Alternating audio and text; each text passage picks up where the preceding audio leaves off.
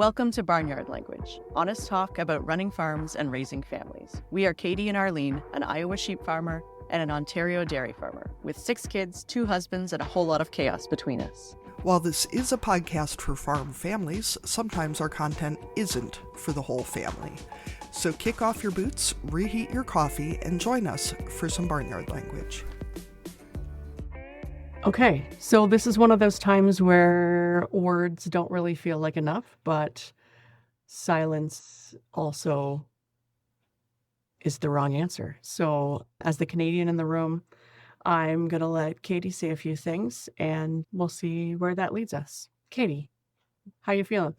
I have some feelings, Arlene, as you know, and I just wanted to say I feel like it's so hard to explain how we got here, and I don't want people to think that we just, don't care that our country's a shit show. I'm in my mid-40s, so when I was a kid, we were big in American exceptionalism and, America's the best country on earth and the American dream, and people come here and their lives are great. And, my ancestors did come here and they didn't starve to death. So I think that qualifies as being better, definitely. And in school we watched a lot of film strips of waving American flags over fields of grain with 5 combines across running through it. And, the Statue of Liberty and all these great things about being American. And we were just told over and over how great we were. And my grandfather was on the beach at Normandy. I've had family in, I think, all of the American wars since we showed up here in the 1860s. And a lot of friends who have served a lot of years, and a lot of, neighbors and loved ones. And I'm not stupid. I know our country has problems, but I think we all thought it was getting better, maybe slowly, but still better. And I think a lot of us thought we were still arguing about politics, that we were arguing about school funding and land use and drilling and mining and highways and shit, policies, actual policies. But somewhere along the line, we've slid into straight up fascism. And, I felt a little ridiculous using that, but the literal definition is a focus on national unity, authoritarian control, suppression of opposition, which if you've been watching the news, militarism, and basically to hell with what anybody wants. We've got one person in charge, and that's what we're going to have. That's not our country. It's not. I am refusing to accept this as the way our country is going to be. But I don't know what we do. I mean, we have a midterm election coming up, but nobody seems too keen to put their foot down and tell anyone no. And now we've got ICE shooting people in the streets, and it feels a little, we were all raised that any threat would come from outside. Nazis came from Germany. We had ISIS. We had Japan. We had outside. And I sent someone the GIF yesterday of, the call is coming from inside the house, because I don't think any of us expected a threat from inside. Or if we did, it was going to be Looney Tunes tinfoil hat wearing types. We were not expecting our actual president to be leading this, and our actual elected, the people who are supposed to be representing us. This isn't who we are. And I want people to remember that, because we are better than this. And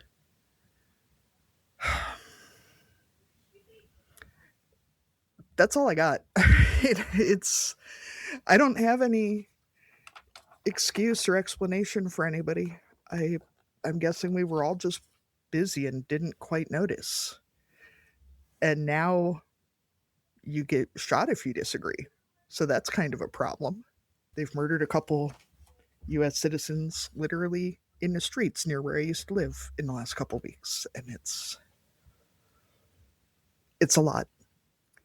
So if you're going to tell me that any of what's happening right now is politics and we don't talk about politics, you can go to hell and you don't need to be listening to our show, because politics is land use and taxes and school funding and like that shit's all important.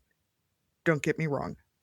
But when our government is ordering murder and is ordering the shit they've been doing to little kids, I don't give a flying fuck whose little kids they are. You don't snatch children out of their parents' arms. You do not use children as bait. If you think we're still talking about politics, you need to really, really think about this. That's all I got, Arlene. Sorry. That's it. You know? Just go straight to hell with saying this is politics. Agreed. Like I said, I'm hesitant to say much because it's not my country.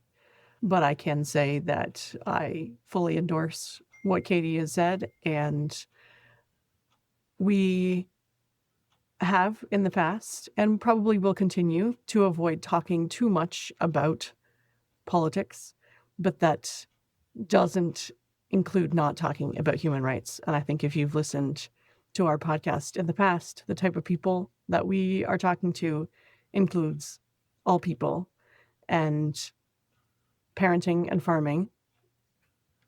And those things are not political. They don't need to be political because they're just how we sustain our lives and how we live our lives and what our families look like. And politics doesn't need to be involved in those things. I mean, on the outskirts, sure, universal childcare, that'd be great.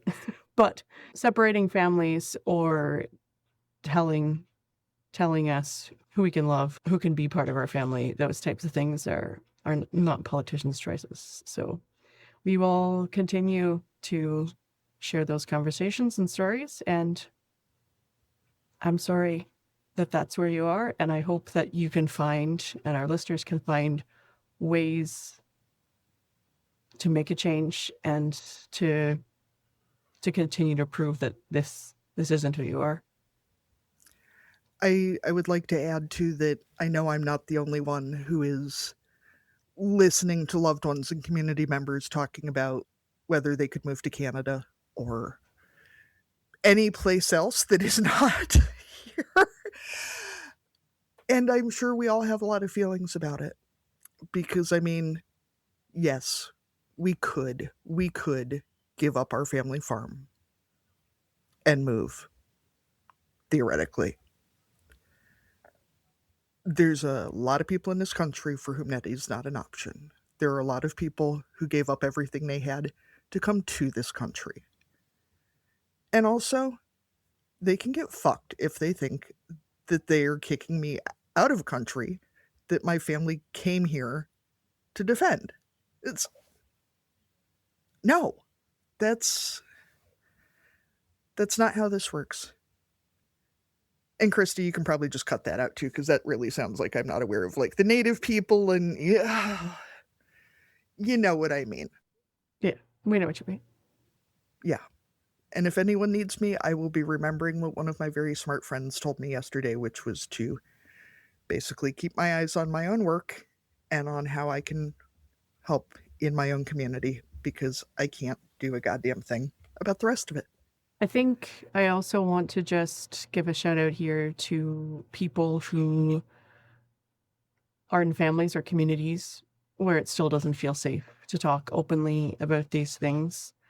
And we understand that it's not always safe. And sometimes you have to protect yourself, your family, your business. We get that. So we don't expect that everyone has to speak out in order to make a difference, but there are probably small ways. And I'm sure that you can find those, go outside and call your representative when no one's there to hear it. It might feel like a small thing, but there are still little ways that you can take action, even if doing it in a public way is not available to you. And that's okay. Yeah. Everyone has to make their choices for what is safe and healthy and reasonable for themselves and their families. And I do fully support that. Yeah, that's right. Thank you for joining us on Barnyard Language. If you enjoy the show, please support us on Patreon with a donation. Big thanks go out to our show editor, Krista Paffrath at the Rural Podcast Network. Please rate and review the podcast wherever you listen and follow the show so you never miss an episode. If you want to connect with other farming families, join the private Barnyard Language Facebook group. We are always in search of future guests for the podcast. If you or someone you know would like to chat with us, get in touch.